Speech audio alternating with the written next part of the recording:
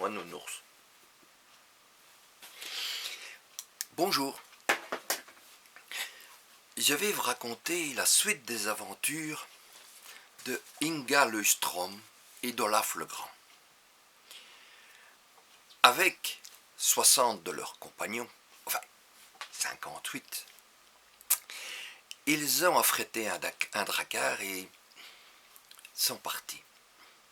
Il faut savoir qu'ils s'étaient établis en Islande. Ils ont donc descendu vers les côtes écossaises, ont passé en mer d'Irlande, sont descendus le long de l'Angleterre pour après passer devant les côtes françaises, portugaises, espagnoles pour rentrer en Méditerranée.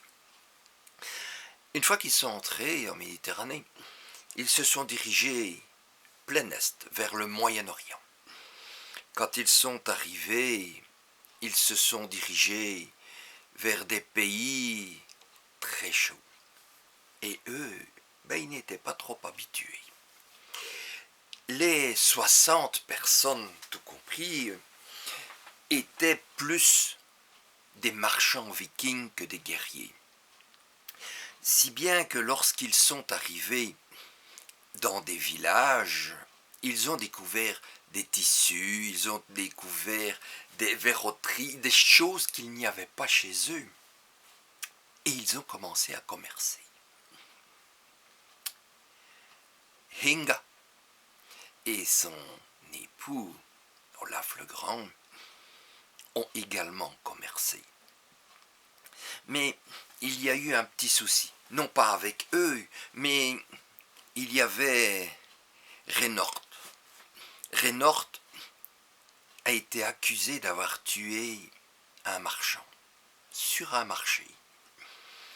Les gardes l'ont arrêté et Renord devait mourir. Mais Renort a exhorté, a hurlé son innocence, si bien que nos deux amis, Inga et Olaf, ont commencé à enquêter.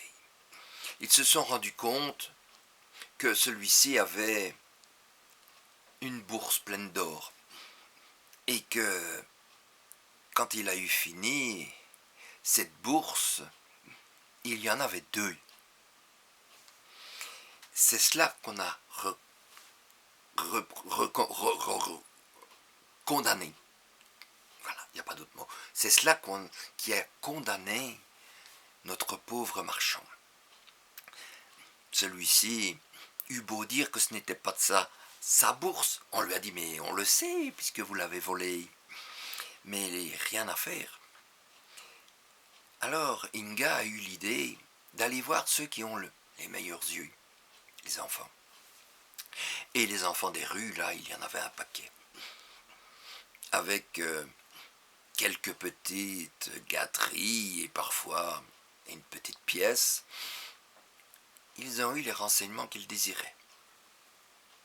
Ils ont tout simplement appris des choses. Tout simplement que, par exemple, notre ami le marchand viking, il avait fait une affaire avec des tissus. Un tissu avec une belle broderie qu'il avait été prêt à acheter à un prix assez élevé. Alors que cette pièce, en réalité, de tissu, le marchand avait refusé de la vendre à un marchand qui venait de Syrie. Les enfants lui ont expliqué à Inga et à Olaf, ce marchand, il a un commerce un peu plus loin. Et les enfants ont été discrètement voir à l'arrière de la boutique. À l'arrière de la boutique, bizarrement, ils ont trouvé le tissu. Ils ont donc compris que la bourse d'or, ce n'était simplement que du tape à l'œil pour faire condamner ce pauvre marchand viking.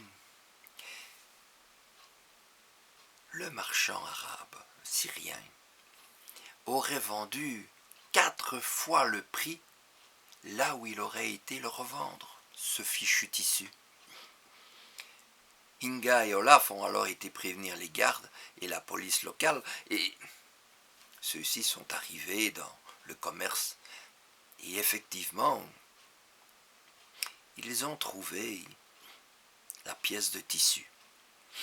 Celle-ci valait une fortune, mais notre marchand avait préféré la vendre à un marchand viking plutôt qu'à un marchand syrien.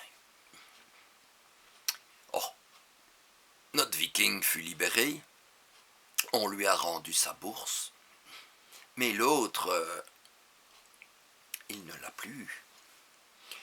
Pour remercier les enfants, eh bien, notre viking a tout simplement donné des friandises. Mais il faut dire que de tous les enfants, il y avait un en particularité qui les avait aidés. Celui-là avait été leur dire ce qu'il savait. Il avait été se renseigner auprès des autres enfants. C'est lui qui est allé se faufiler à l'arrière de la boutique avec de grands risques.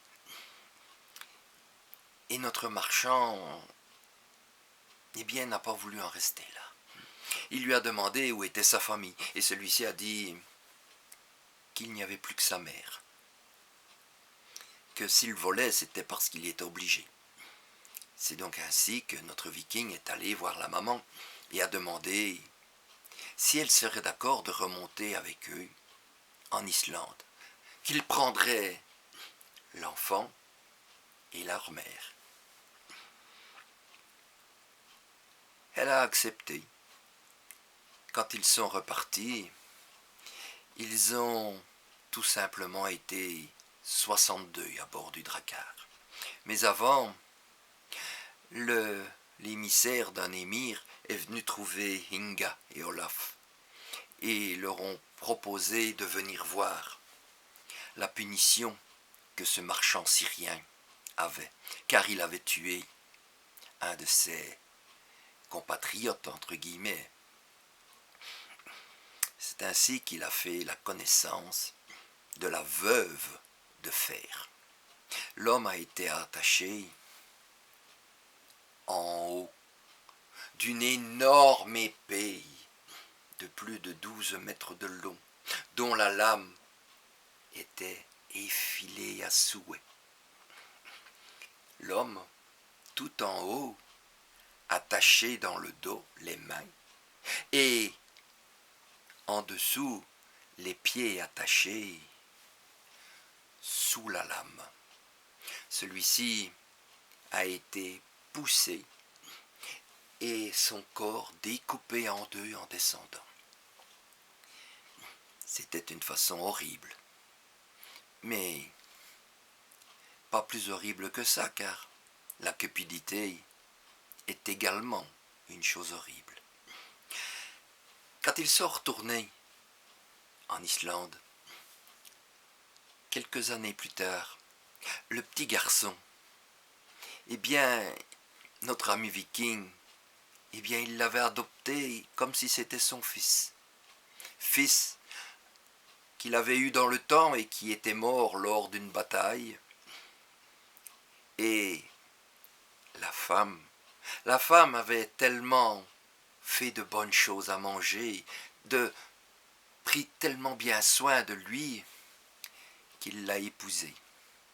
Il l'a épousé selon le rite viking, selon le rite chrétien et selon le rite musulman.